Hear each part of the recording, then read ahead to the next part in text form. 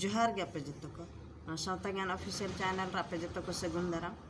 तिहिने इन are मिटे नवा video ओकतिन हे कना तो तिहिना वीडियो बन नेला जे नवा आबो नवा संथाल समाज रे से एटा समाज रे उनका नेलोगो गया इनका आबो समाज रे नोंडे बन नेलदा डन जुगिन मेन कते अडिगान उनका हर को गोय अचुक कना मेनखान नवा दो अपन अपिना मने रेनांग सोचाव कना से अपन अपिना मानना कना जे डन जुगिन नित जमाना रहो हर बन पतियो कना मेनखान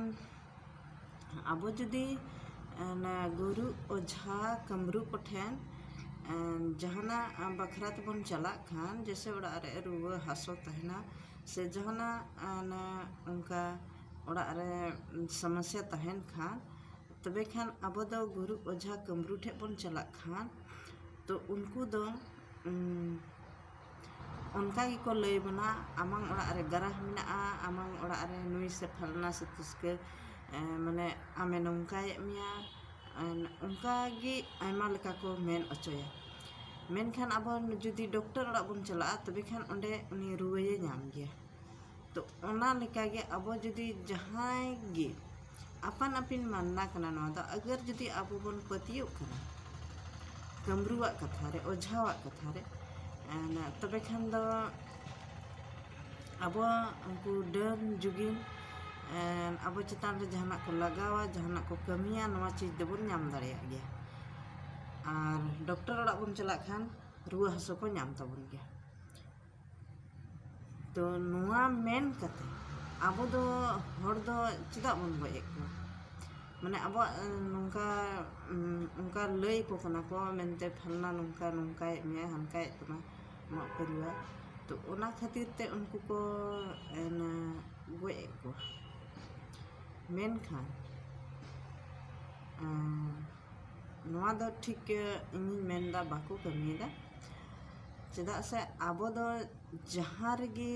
बन चला चाहे गुरु ओड़ा ओझा ओड़ा कमरू ओड़ा चाहे डॉक्टर ओड़ा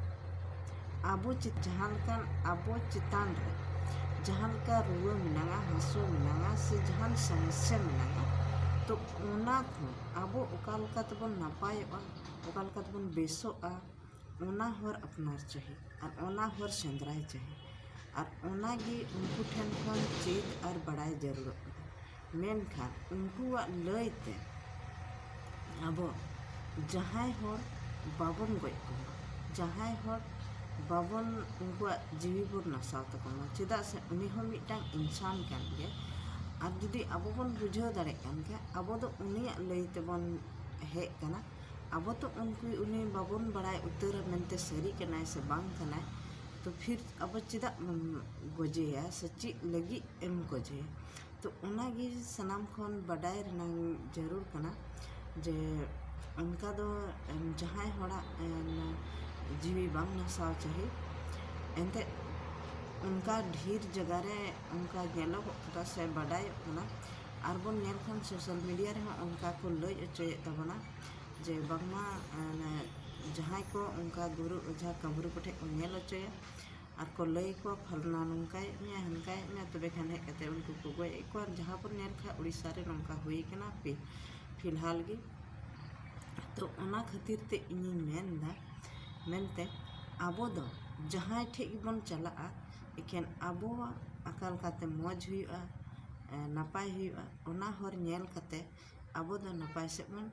ताड़ाम मा और बन कमी मेनखान नौका दो